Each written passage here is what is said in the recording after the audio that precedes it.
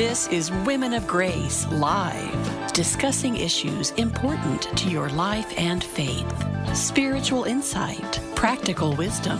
Join us as we transform the world one woman at a time. Women of Grace, for such a time as this. Now, here's your host, Johnnette Williams. Well, good morning, everyone, and welcome to Women of Grace Live. I am Johnnette Williams, absolutely delighted, as always, to be with you. We surely do love spending this time with you Monday through Friday as we discuss issues of importance to your life and your faith. And as you know, I'm always inviting you to call in because, wow, we really love to get your questions or comments, your insights, your inspirations, your words of encouragement. I'm going to start off by giving you a toll-free number for you right here if you're in North America. This would be the number for you to use. It's 833-288-3986. That's 833-288-EWTN. So just pick up the phone and give us a call. We have Matt Kabensky out there on the phones. He's our call screener, and he's eager to hear from you. So am I. In addition to that, we're available for you out there at EWTN Radio's YouTube channel and his Facebook page and our Facebook page. And just use the chat feature there to put in your question or comment, as I say, and we'll retrieve it. And Jeff Burson is back with us, and he is the one who will get it and put it up on the board so we can address whatever your concerns might be. You can still reach us, too, if you're outside of North America, and that number is country code 1-205-271-2985. All of these ways in which we are available for you. So please do get in touch with us for whatever your questions or comments might be. It is a Wednesday, and you know what Wednesday is? Wednesday is Wacky Wednesday here on Women of Grace Live. Sue Brinkman is with us. We're going to be talking about a really thorny topic today. I'm going to throw it out to you right now because you might have questions and you might want to get your calls in early. You know what happens? I mean, you know, the program flies by. I mean, it goes so quickly, and then we still have a stack of calls that are coming in. So we don't want you to wait to the end. We want you to call in early. But we're going to be talking about Freemasonry today. So if you have any questions about Freemasonry, that is kind of like our springboard topic for the day. We'll be chit-chatting about that with Sue right after our first break. So please do give us a call here. We want you to know, too, that we've got all kinds of information on a variety of topics, everything relating to the New Age and all of the different kinds of alternative health therapies that are out there today. And Sue discusses these in her blog that's available right there on our website. It's the New Age blog. She pens that blog for us, and she's constantly researching everything that's popping up. You know, you cannot stay ahead of this stuff because it just keeps morphing off into other things. But at the root of them all, you know, there are tremendous similarities, and they don't wander too far away from the basic underpinnings that make them heretical and make them abominations to God. So we talk about all of that right here. So get on out there to our website, womenofgrace.com, and you can look at the New Age blog. Also, you know what? I want to tell you, while you're out there, please check out our events. We've got some fantastic events that are coming up, and they're listed for you right there on our blog. One of the big ones that's coming up, and it's coming up very soon, is our 2-day retreat in Clearwater, Florida. I'm going to be telling you about that in a minute, but before I tell you about that, I want to remind all of you that are in this area of Birmingham to join me at St. Mark's the Evangelist Catholic Church right here in Birmingham, right off of Highway 119. We want for you to come on May 7th. It's a Saturday, and we are going to be holding a special one-day spring retreat for women. And the topic is faith, femininity, and fortitude for such a time as this. And I'm going to be presenting that topic. We're going to get started with the Mass at 9 a.m., followed by the Rosary. We'll then have my talks. I'll answer questions for you. We're going to have a lunch, and the day ends at 3 o'clock in time for you to go to confession if you would like to. So it's going to be a beautiful day right there at St. Mark the Evangelist Catholic Church here in Birmingham. If you live outside of Birmingham, drive on in and join us. If you're out of the state, fly on in or drive on in and join us too. So that's going to be open for you. And then on May 13th, I am going to be at Ave Maria University. It's the 9th annual Marian Eucharistic Conference, inviting you to check out that information at our website. And then the retreat I was mentioning to you, May 20th, 2 days with Mary, a journey into our mother's heart. It's a Benedicta enrichment seminar being held at Our Lady of Divine Providence House of Prayer there in Clearwater, Florida, right smack dab, and I do mean right smack dab, on Tampa Bay, the property. Let me put it this way. The waters of Tampa Bay lap on the property of the House of Prayer. How does that sound? I mean, it's right there. Grounds are beautiful. Many, many different, ways in which you can enter into contemplative prayer on the property there, meditative prayer. There's a rose garden that you can walk. In addition to that, there are absolutely exquisite stations of the cross that you can make that take you right along the water's edge. I'm telling you, it's just beautiful. And it's going to be a very, very special time. And I'm going to be there presenting, and Father Edmund Silva is going to be presenting too. So we're eager for you to join us there. The information is available on our website. Accommodations are available right there on the grounds of the House of Prayer. And because it is a destination point, Clearwater, Florida, one of the top beaches. Always it's in the top 10 beaches of the world. It's just lovely. What can I say about it? And there's plenty of places for you, hotel rooms as well. So we just want you to check it out. You can register right online at our website. So get on out there and take a peek at it. We are very excited about this upcoming opportunity for us to be together. 833-288-EWTN. That's 833-288-3986 is the way that you can join us live here on Women of Grace Live. We also want to invite you to use the chat feature at EWTN Radio's YouTube channel and Facebook page. You can put your question or comment, insight, inspiration, or word of encouragement in there. And we will get it up on the board with Jeff Burson back in studio with us, and he's going to be doing that job too. He is just a man of many talents, I'm telling you. What a great producer he is. And as I mentioned to you, Sue Brinkman is with us, and we're going to be talking about Freemasonry. Those lines are open for you right now. Do let us know if you're a first-time caller, and do let us know if you're a first-time submitter so that I can ring-a-ding-ding my little welcome bell for you for your debut right here on Women of Grace Live. Looking forward to hearing from you through the course of our program today. Also, I do want to remind you that we are available for you on EWTN television Monday through Friday at 1 p.m. Eastern Time. So watch our programs. I shared with you last week, I think it was, I shared with you that I was going to be interviewing Sister Briege McKenna, which I did. And many of you know that Sister Briege has an international healing ministry. Her shows are coming up next week. So I just want to give you a little alert on that. You're not going to want to miss those wonderful programs with Sister Briege McKenna that are coming up Monday through Friday of next week. That's February. Where are you, Johnnette? What month are we in? It's May 2nd through the 5th. So those shows are coming up for you there. So be sure to check it out, mark your calendar, and be with us there on our television program too at 1 p.m. Eastern on EWTN television. Once again, Sue Brinkman is in the house, and we're going to be talking about wacky things. We're going to be talking about Freemasonry in particular today. We're inviting you to call us 833-288-EWTN. That's 833-288-3986. You hear that music. When we come back from this break, Sue will be with us, and we'll be taking your call. So once again, do give us a call or use that chat feature at EWTN Radio's YouTube channel and Facebook page. Coming right back at you. Stay with us.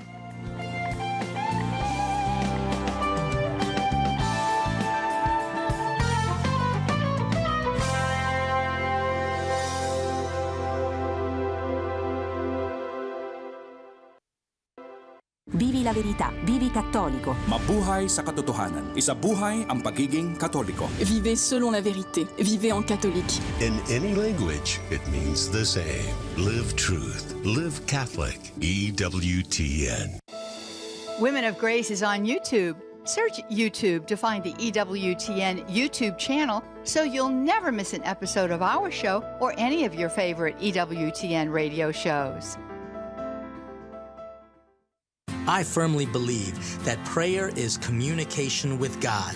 And if we know that God is a loving Father, why wouldn't we want to talk to God?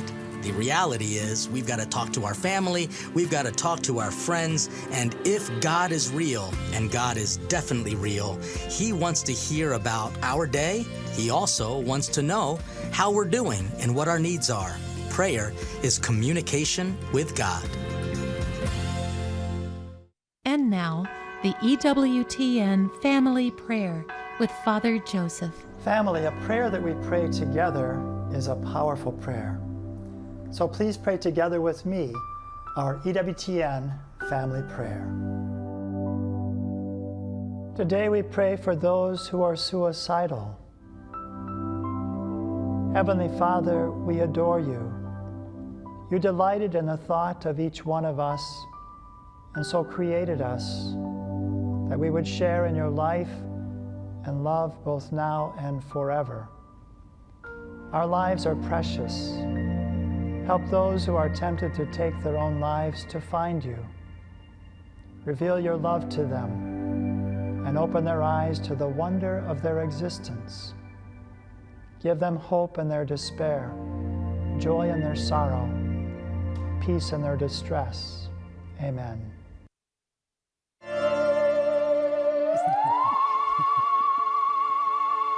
Well, there you are, right? You hear that music and you know it's Wednesday, and you know it's pretty wacky around these parts on Wednesday. We talk about some of the oddities that we're seeing out there in our culture today, many of which have these New Age roots. So we try to approach those so that we don't find ourselves caught up in some kind of a trap or a snare that can be difficult to extricate ourselves from, because there are powers and principalities that attend to these things, and we find ourselves sometimes in very spiritual trouble if we're not paying attention. So today, Sue Brinkman is with us, of course, on this Wacky Wednesday, and our phone lines are lighting up already, and I'm so happy, and I just want everybody that does call in right now to hold on so that we can spend a few minutes talking about our topic today, which I'm sure will spark even more calls. Let me give you that number, 833-288-EWTN. That's 833-288-3986. Don't be shy. Give it a try. Don't delay. Call right away, I like to say. We've got Matt Kabensky out there on phones. I'd be sure to say howdy hey to him. Let him know if you're a first-time caller so we can ring our welcome bell for you. Jeff Burson is back in the saddle again, and he is going to retrieve your questions for us from EWTN Radio's YouTube channel and Facebook page. Just use the chat feature, and again, just put in there if you're a first-time submitter so we can ring that bell for you. Jeff is also our producer. But without further delay, hey, Sue, how are you today? Oh, I'm doing great, feeling wacky, so I'm set. I'm ready to go. And who would ever dream that of you? You look so lovely sitting there. Everybody can see you out there, at EWTN Radio's YouTube channel and Facebook page. And I think they can see me too. And I don't know how all that works because, we're on the air, so we don't get a chance to see how that works. We don't see it. Yeah. We don't see it. But nonetheless, you have a blog up there on Freemasonry. And this is one of those topics that is so misunderstood. So let's talk about that. Just put our feet into the water with it and get us all wet. Yeah, well, we got like a very typical question. We get a lot of questions on Freemasonry, and the question went like this. It went, my grandfather was a member of the Masons, and my mother was a member of Eastern Star. Mm-hmm. Are there ramifications to the soul for belonging to these organizations, and is there any truth to the idea that their descendants could suffer because of their affiliation with these organizations? Now, they're excellent questions, and I think they apply to thousands. I think really they apply to millions of Americans out there. For those who are not familiar with Masonry, which is also known as Freemasonry or the Lodge, it's sometimes referred to that way, that's a fraternal organization that has a formal religious system, and that includes belief in God, any God now, as being the grand architect of the universe, the immortality of the soul, resurrection of the body.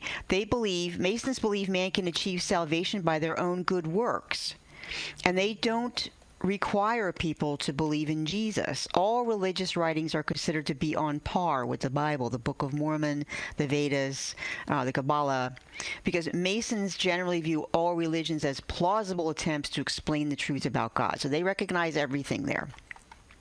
Now, the Blue Lodge That's the oldest. That's the most authentic version of Freemasonry. They accept only white males of at least 21 years of age, and all members have to participate in oaths that are sworn in secrecy, and they're never permitted to reveal any of the religious and moral teachings of that lodge. They can't repeat anything there. These are some of the problems that gets it in trouble with the church. There's a lot of degrees of membership in the lodge. You can get up to the 33rd degree. And each one of them has their own rituals that go along with it. Now, many of our founding fathers were Masons. Ben Franklin was, Paul Revere, Alexander Hamilton. We had 14 American presidents, including the Roosevelts, Harry Truman, Gerald Ford, Chief Justice of the United States, John Marshall, Earl Warren. They were all Masons. And in fact, John Marshall, he was the Grand Master of his lodge. Now, there's a lot of disagreement within Freemasonry and within the lodges as to whether or not it should be considered a religious organization, but the church has never had any doubt about it. No less than 8 popes have condemned the lodge, and the church has issued 14 documents in total condemning Freemasonry. So it's pretty much a done deal. The first, I would say, was 1738. Pope Clement declared that all Catholic Masons were automatically excommunicated. Not long after that, Benedict XIV issued another condemnation. He cited 5 reasons. He said the secrecy, the oaths, the indifferentism, the anti-Catholicism, and the immorality. He condemned all of them. Clement XIII, he said that Masonry duplicates Manichaean and Gnostic heresies. Pope Leo XII, that said it was anathema because it denies the divinity of Christ. And Gregory XVI sounded the alarm in 1882 that Masonry has penetrated the church. It's actually in the church. So most recently, though, Cardinal Ratzinger in 1983 issued a declaration on Masonic associations and explained that since those associations have always been considered irreconcilable with the doctrine of the church, membership in them remains forbidden. And it goes on to say that the faithful who enroll in Masonic associations are in a state of grave sin, and they may not receive Holy Communion. So that is considered to be a grave sin to be a member. As far as Eastern Star, that's sort of like the female version of Masonry. It's known as the Order of the Eastern Star. And that is open to wives, daughters, mothers, sisters, nieces, aunts, of Masons. So now, how does this affect their souls? Well, of course, they're in a state of mortal sin if they're Catholics, right? So there are ramifications, of course. Persons, as I said, they can't present themselves for communion unless they have sincerely repented of the sin in sacramental confession and quit the lodge. They have to quit and confess before they can be brought back in to communion. As for whether or not it can be passed along, I went for the advice of Father Edmund Sylvia, who's going to be with us next month in Florida at our event. And he said that the taking of oaths and curses that one applies to oneself can have effects on your family and down through generations. He said there are no specifics of how long, but this is taken very seriously by everyone I know involved in deliverance ministry and the exorcists I have spoken with. Now, if you do have ancestors who are Masons, and you do want to just be sure that everything's okay, the website of Monsignor Stephen Rossetti includes prayers that the laity can use to renounce Freemasonry and any generational sin that's associated with it. So they can go to that. That's CatholicExorcism.org. They can go to that website and they will find those prayers there. So, and also if they go to our Q&A blog, we have the blog up, and I have the link right in that blog. So I'm hoping that this will help people because, like I said, we get questions about this all the time. And people say, oh, what's wrong with it? It's just the guys group. It's not just the guys group.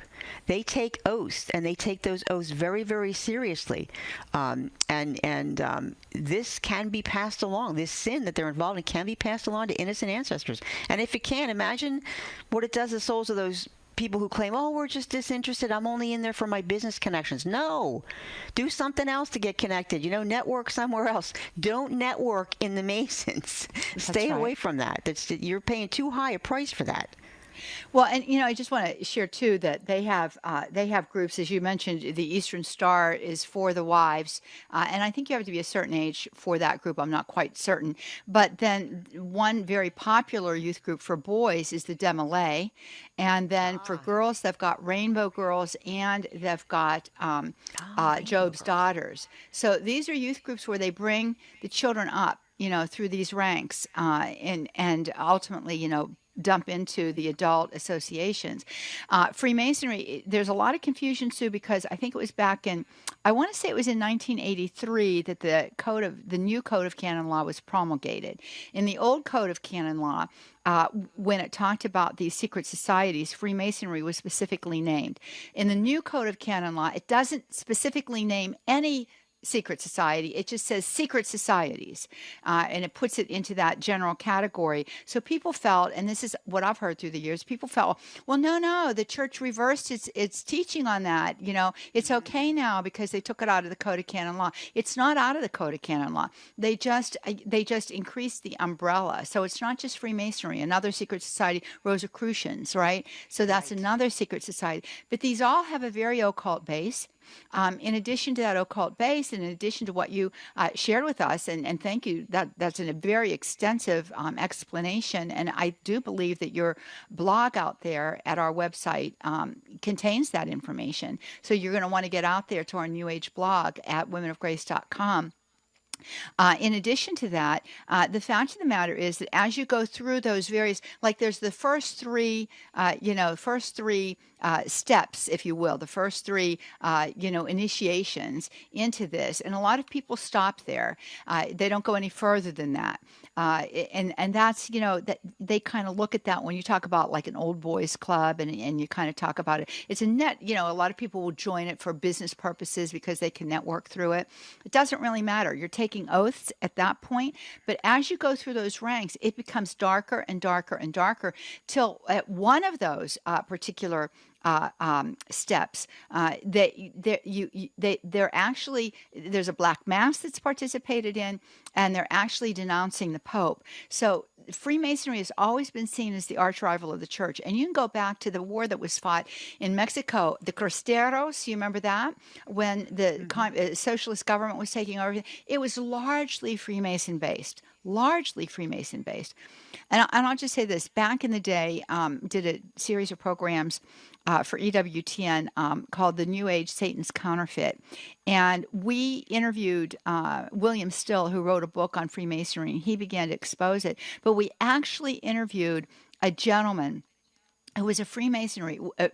We had to dark him out, so you couldn't make out who he was, and he shared about the active proselytization of priests, etc., that has gone on in Mexico, and the reason why we had to blacken him out was because he feared for his life.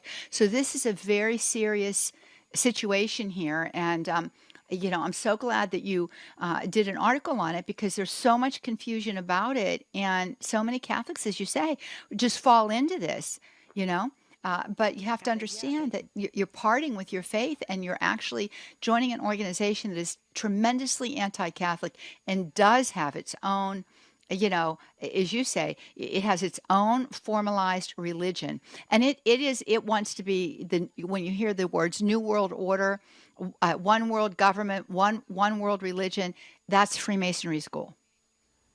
Exactly. It is not an old boys club. It is not a way to network to improve your business. And I think that confusion that happened after they revised the 1917 Code of Canon Law, that was, and in fact, Pius XII, he's the one who called in that document. He said Masonry is the mother root of modern apostasy. He wrote that in a pastoral letter.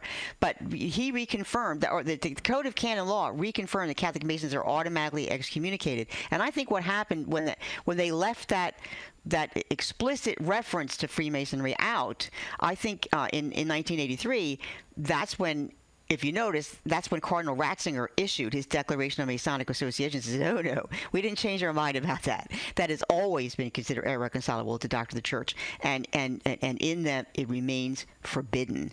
So the church never did change her position on it, and there's never an innocent way to be involved in an organization that has secret rituals and vows. You don't say those things.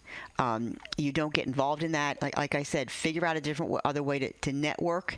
Don't use the Masons as a way to do it. It's just too much at stake by getting involved in the Masons.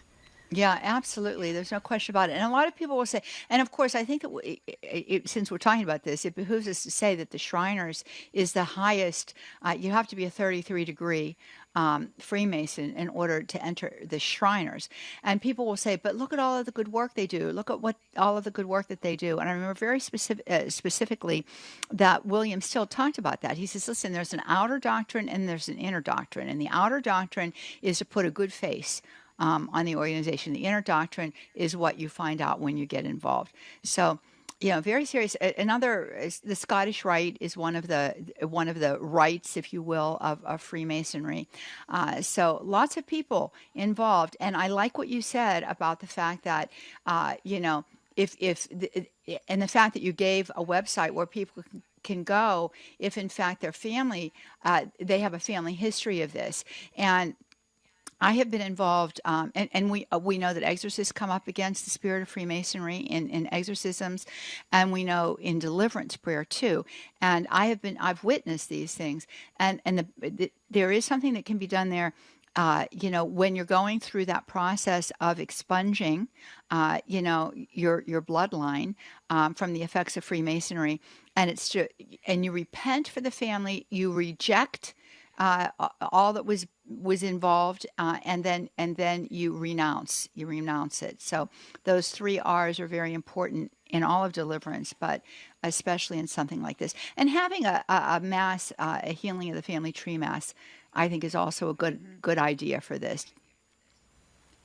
So there you have it. Absolutely.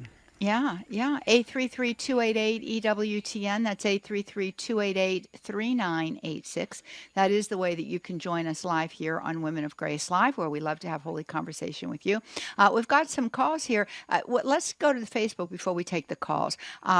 Jill out there says, I live in a small town, and the VFW Lodge is a big part of the community. There are many events, but there is Mason symbols all around the buildings. Are they tied together? I don't know. Do you know, Sue? The Masonic symbol is the symbol of Masonry, and I can attest to the fact that symbol is in a lot of buildings around Washington D.C. By the way, yes, they're everywhere.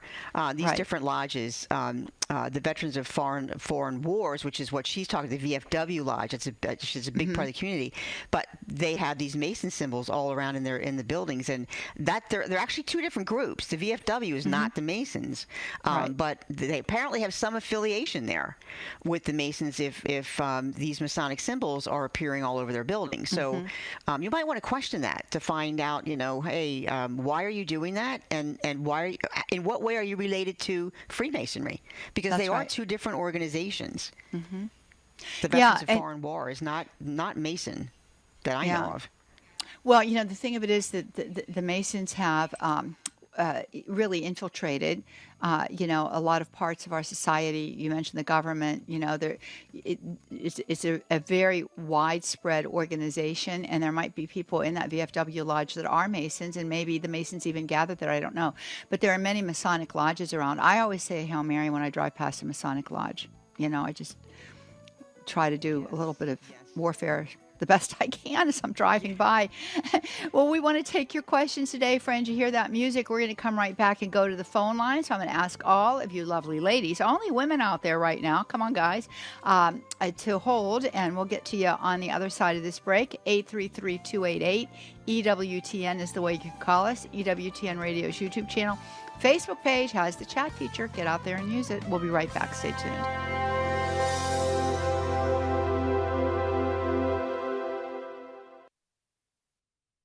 This is Tracy Sable from EWTN News Nightly. I'm Jonah McKeown for the Catholic News Agency. Get trusted Catholic news every day on EWTN radio and television. Hi, I'm Doug Keck. This is an EWTN bookmark brief. Just had the pleasure of speaking with Rod Bennett about his latest book, These 12, The Gospel Through the Apostles' Eyes, published by Catholic Answers, available through our EWTN religious catalog, naturally, EWTNRC.com for all things Catholic. Check it out. What did you learn about the apostles that maybe you weren't aware of before? Or did you learn anything? I learned a lot. As a matter of fact, the book, in a way, has been in the making for 30 years because it was the fruit of a challenge that a guy gave me. An evangelical friend of mine said he didn't see that the apostles had any special role at all. So that stuck with me, and I began to try to ponder it and consider it and do a sort of a thought experiment, saying, how would they have heard this saying? What did this mean to them? The book, These 12, The Gospel Through the Apostles' Eyes by Rod Bennett. I'm Doug Keck. This has been a Bookmark Brief. Thanks for stopping by. Catch you next time. He is honored by the Church as a saint and the first diocesan priest to be declared a doctor of the Church. Matthew Bunsen and the Doctors of the Church. St. John of Avila was known to his contemporaries as a spiritual master, and he served as a guide to some of the greatest saints of the 1500s. He also called for true reform in the Church and was a role model for the priesthood even today. He died in 1569. For more about the Doctors of the Church, visit doctorsofthechurch.com. Matt Swaim here. Tomorrow on the Sunrise Morning Show, we'll continue our series with Gary Machuda, author of Revolt Against Reality, plus all the latest news, weather, sports, and more. Now back to Women of Grace. Transforming the world one woman at a time. Let's return to Women of Grace with Johnnette Williams. Well, welcome back, everybody. We're so happy you have joined us today, and we're so looking forward to taking your calls right here on Women of Grace Live. It is Wednesday. It is Wacky Wednesday. Sue Brinkman is in the house with us, and we're talking about all things that are contrary to our faith and our religion that have propagated our public mindset and our culture. Many of these things coming from occult origins. Today we're talking about Freemasonry in particular, but we welcome your questions on any number of topics, and so we invite you to give us a call right here at Women of Grace Live. 833-288-EWTN is the number for you to use. It's toll free for you in North America. Again, it's 833-288-3986. Also available for you out there at EWTN Radio's YouTube channel and Facebook page. Simply go on out there, use the chat feature to put your question or comment in there, and we'll retrieve it and get it up on the board, and we'll go forward. Jeff Burson is our producer and also our social media manager, and we've got Matt Gabensky out there on phones today, and you're keeping Matt very busy right now. All of the lines are full. We're going to start to take these calls, and as we take the calls, lines become available. So if you can't get through right away, don't give up. Try again. Let's go to Marie first off there, Sue, because she's been holding since the very beginning of the show. And Marie is with us in Massachusetts. Good morning, Marie. How are you? Good. How are you? Very well. Thank you for calling. Thank you for taking my call. You're welcome. So what do you have for Sue today? Well, I go to a senior center, and they have reflexology. And I've heard about reflexology, and it sounds like they just map the foot, and that the different spots on the foot correspond to spots on your body. That sounds reasonable, but I think you don't agree with it. And then the other one is acupuncture. Why is that bad? Okay. And a chair massage. I assume a chair massage is fine, but I just wanted to put it in there too. You mean a chair that just has the massaging feature? Just sit in the. Someone does it. Oh, you sit in the chair, put your face down in the little donut, and then they massage your back. Whatever it is, Well, basically massage in general is just fine, but sometimes they're doing more than that. So go ahead, Sue. Yeah, anytime if you're getting a massage, anytime if the hands are hovering above the body, then that is known as energy work or an energy massage, and that's what's new age here. So like reflexology, you were saying that there are certain points on the foot that they map out, and they claim that they are attached to organs and different glands in the body, and what they believe is that by pressing and massaging those points, that they can stimulate energy pathways in the body And if any energy pathways are blocked, they claim to be able to, reflexologists, to unblock them, allowing that energy to flow freely. The problem with that is that that energy that they're claiming there's to be stimulating doesn't exist. It's a putative form of energy. There's no scientific substantiation for the existence of it. So it's pretty much, reflexology would be a waste of money. You certainly don't want to put any money into it because it scientifically is not valid because of that putative form of energy. And the other thing about reflexology is that there's no real regulation to that, and there's actually no real universal definition of the practice. I mean, my head was spinning when I was researching reflexology years ago because everybody had a different idea of what it was. So I always recommend to people that you need to look to see what the individual practitioner actually believes it is to make up your mind about it. But I would say don't get involved in it at all, because that putative form of energy is actually a part of a pantheistic belief system that is not compatible with Christianity. We don't believe that there's a power in the universe that can come out here and infiltrate our bodies and that sort of thing, and that you can manipulate. And also because of the fact that there's no scientific evidence to support it. And acupuncture is on the same lines as that.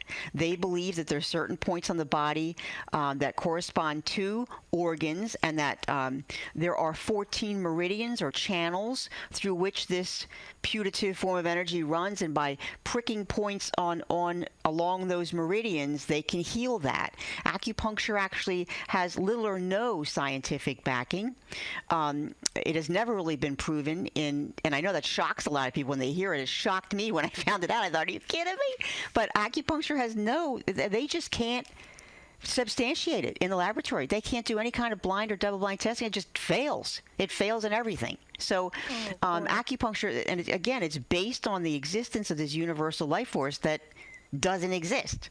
So when people say, oh, but the acupuncture, I felt so good after that, or when they rub their feet, I personally like to rub my feet. It makes me feel good, but I don't believe that I'm stimulating any energy pathways. And as far as acupuncture is concerned, science knows that you can prick your skin just about anywhere, and you're going to release, pain-relieving endorphins and other physiological reactions that will make you feel better. And that's why you feel better after acupuncture, not because you were pricked in certain spots along meridians. These energy pathways that supposedly run through our bodies. So I hope that answers your question. They're both part of a pantheistic belief system that's really not compatible with Christianity. Well, there you have it, Marie. Thank you very much. I appreciate it, because I've heard people say how much acupuncture has helped them, so I just was curious why it wasn't good. Good. Well, so now Marie, I understand. I'm so glad, and I'm so glad that you called in, because a lot of people, have the same kind of information that you have through other people. And, of course, there's always the placebo effect. You think something's going to help you, and you feel better, So there you have it. But thanks, Marie, for your call. Okay. You're welcome, Thank my you. dear. You're welcome. Out there in YouTube land, Mario says, I was surprised to find that there is a big Freemason cult here in India. Lots of lawyers, judges, and police or government workers are registered to this group. And there you go. So, Mario, you confirm what we said earlier. I mean, this is a pervasive group. It's an international group. And they do, infiltrate into, all areas of business and commerce and, into all kinds of cultural settings. So thank you very, very much for your call. I want to get to Nancy next. She's a first-time caller. She is in coastal Maine. We're ringing our bell for you, Nancy. So what's your question? Lots of lawyers, judges, and police or government workers are registered to this group. Hello, Nancy? Okay, Nancy? Are you there? Okay, I don't know what's going on with Nancy. Maybe we'll get her back here in a second. But we are going to go to Annette next. Annette is in Ohio, and Annette is a first-time caller. Welcome, Annette. How are you? I am just great. How are you girls doing?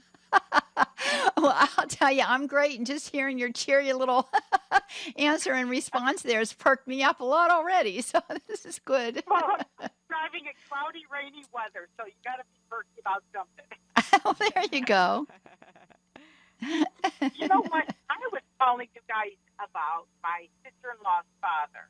Now, Okay. we grew up together, and he was the principal of our school, too.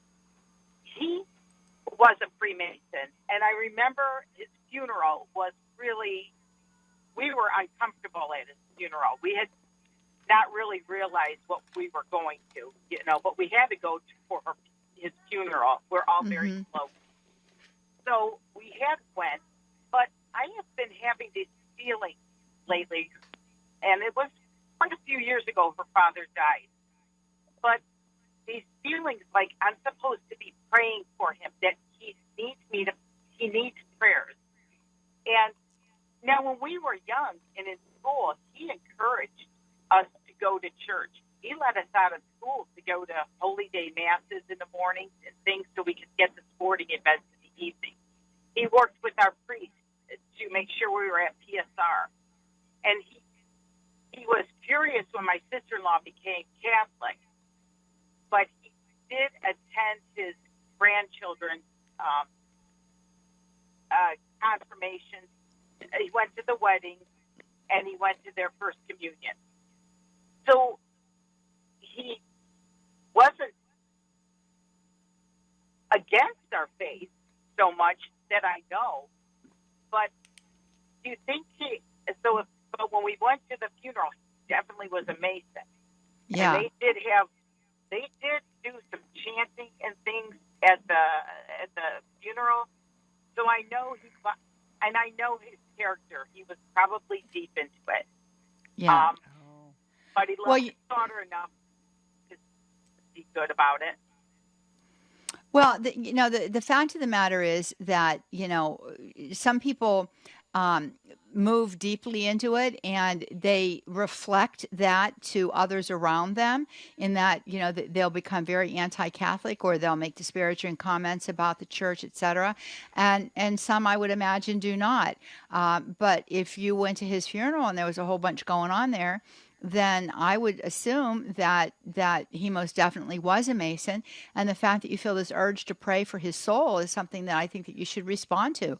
It's not going to hurt you to pray for his soul, and maybe he's in spiritual peril and he needs your prayers. Sue, you know how that works with the souls of the departed oftentimes. Yes, absolutely. I mean, that could be just, his guardian angel coming, getting the word to your guardian angel. Hey, my client needs some prayers. But the fact that you were on to that Freemasonry and you suspected that, you said you felt uncomfortable at the funeral. I'm assuming that was not a Catholic funeral, right? I mean, he just had a regular Freemason. No, it was at a Mason place, and I never realized her father was a Mason until the funeral. Mm-hmm. Now, I do a daily pilgrimage to purgatory. Anyway, I pray for the souls in purgatory quite hard. I do daily pilgrimage to purgatory every day and have quite a devotion to the souls in purgatory. Beautiful. That's really good, yes. Do I need to have, I know this sounds terrible. I'm trying to get my brother, who has money, to have Mass instead. But I can't let my sister-in-law know about this because she would be devastated if I were to say something about this to her. And well, you don't necessarily have an obligation to say something to her about praying for her father. I don't think that there's any necessity for that, but I think to have a Mass celebrated for him would be a very beautiful charitable gesture. Sue? Oh, absolutely. And one thing that I would say, Annette, is that pray for him specifically by name. Mm-hmm. And also, if with the generosity of your heart, pray for him by name and all members of Freemasonry and Masonry who may have died either unrepentant or did not have a chance to repent or something for that. Just pray for anyone who might be in that same situation. But I would pray specifically for him by name. And it's wonderful that you have that devotion to the poor souls in purgatory because he's been benefiting from that all along because he's one of your loved ones. Mm-hmm. But that's the one thing I would stress is to pray for him by name. Mm-hmm. Yeah, thank you very much, Annette, for your call. And that, I think, is just some excellent general advice for anyone who knows that Freemasonry was in their family line, or if you know individuals. And anytime we feel that prompting to pray for somebody who is passed on, it's always a good idea to follow up with that because, as you say, Sue, it could just be a little signal grace we're receiving so that we can pray for someone and for their eternal salvation. We're going to go to Brian next. Brian is in Hopkinsville, Kentucky today. Good morning, Brian. Good morning, ladies. Interesting conversation. My question to you is earlier, I think it was Sue that mentioned that now I am not a Mason, but I do have family members that are Masons, and I do know Masons. But and have been asked to be involved in it, never have.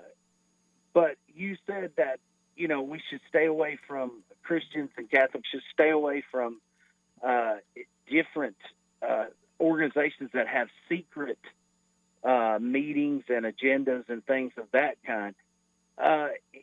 In my experience and the way I look at it, I can see many secret and mysterious things that happen in the Catholic Church. Being number one, thinking of when they hold the ceremonies for the papal a change of the papacy when a Holy Father passes away. Those doors are locked, and what goes on inside is not known to the member of the Catholic Church. Also, before Catholic II, before the English services were being had, you had the Latin service, and for thousands of years, the mass population was not educated in Latin, and so they had no idea what the word was coming from the priest. So the word was hidden and was only allowed to come through the priest. So it was secretive to the average churchgoer. They didn't know. So, and there's other particular functions in the Catholic Church that I can say that we can say is held very secretive, and that the general population of the church would have no idea what was going on, nor have any access to it. So, could you address that? Sure. Yeah, Brian, thank you for your call, and thank you for raising these issues so that we can clarify some of the misconceptions that you have. First of all, Sue, do you want to go ahead? You want to start? I was just going to say, I think the obvious, which is that these secretive societies are not Christian and they're not Catholic. What we do in secret in the Catholic Church is for good reason. They're trying to say is when they're electing the Pope, they're trying to keep out all outside influences so that it can be a prayerful conclave, and they're not going to be interrupted by the press and all this other stuff running in there with their cameras and all that sort of thing. And as far as the Latin language goes, and that was the language of the Church for a long time, and in ancient time, in earlier times actually, people understood Latin. That was a much more widespread language. They understood it better back then than we do now. And it was not created to be a secretive language. It was created to be a universal language so that everybody, no matter where they lived, would be able to pray the Mass in the same language and pray together.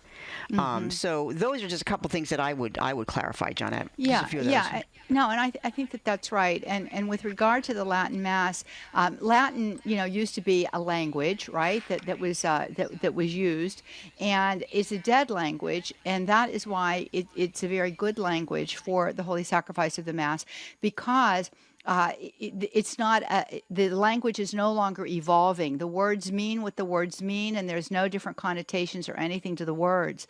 And the words of the Holy Sacrifice of the Mass are very precious words. They're very sacred words. But I do want to let you know, Brian, that coming up at the time when all of the masses were in Latin, we always had missals that had the Latin on one side and the English on the other side, and that was common in every country. So this was not something that was being kept away from people. Back in medieval days and medieval times, people did not read, and so the Catholic Church tried to communicate the truths of the faith through stained glass windows, through its artwork. And there was another portion here to your question that my call screener put up that said, the church kept the scriptures away from people for hundreds of years. The church never kept the scriptures away from the people. The fact of the matter was that those Bibles were created by monks in monasteries, beautifully illustrated, and it took years and years to write basically the scriptural text. And so they didn't want that stolen. Just like today, you don't want the church to be robbed of its precious vessels and all of this, right? So it was kept so that it wouldn't be stolen, but it was never that the church kept the scripture away from the people. It never did. The scripture has always been proclaimed, and as I say, in an effort to help those that could not read, stained glass windows were developed where the truths of the faith were expressed.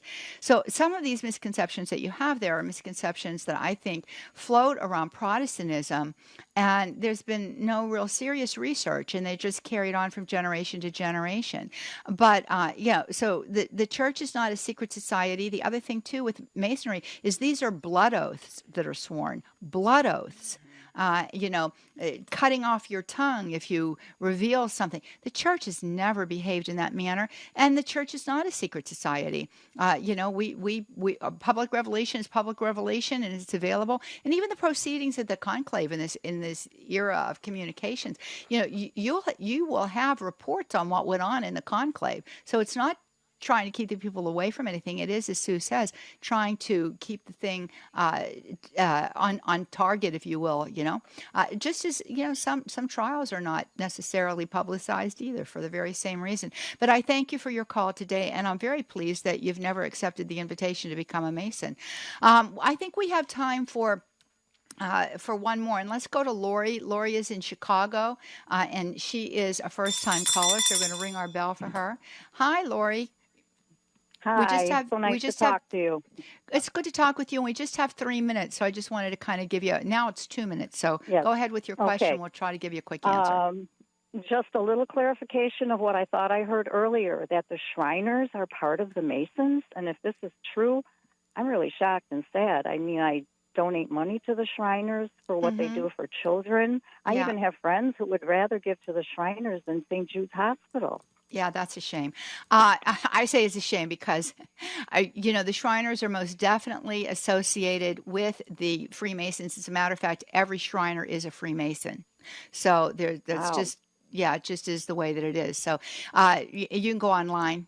Here's a definition. Shriners International, also commonly known as the Shriners, and formerly known as the Ancient Arabic Order of the Nobles of the Mystic Shrine, is a Masonic society established in 1870 and is headquartered in Tampa, Florida, right there on the causeway between Pinellas County and Hillsborough County. So there you have it. Well, thank you. I appreciate that, and God bless you for all you do. Thank you very much. Well, Sue, do you have a parting word? We are right to the edge of hearing the music here. Yes, stick to the faith, stick to the truth. Jesus is the way, the truth, and the life, and that is the only way to go. Stay away from all this stuff, Freemasonry, all the New Age, all the occult. We don't need any of these gimmicks. We just need the truth. Stick to Jesus Christ. You'll always be safe, and you'll always be happy and peaceful. Absolutely. Well, Sue, thank you for being with us again. Sue will be back with us next week. We invite you to join us right here on Women of Grace Live every Monday, Tuesday, Wednesday, Thursday, Friday at this same time. Louise out there, first-time caller, Ontario, wanting to know, she got pregnant 3 years ago. She doesn't know who the father was. Should she try to find out, or should I just be happy with my daughter? I think sometimes it's better to leave the past in the past and to move forward into the future. That's my suggestion for you, Louise. Always good to hear from all of you. Sue, it's always great to have you with us. And friends, we do invite you to watch us right there on EWTN television at 1 p.m. Eastern, Monday through Friday. We discuss issues of importance to your life and your faith there as well. It's been great being with you. God bless you, Sue. God bless you, Jeff. God bless you, Matt. God bless all of you. Bye now.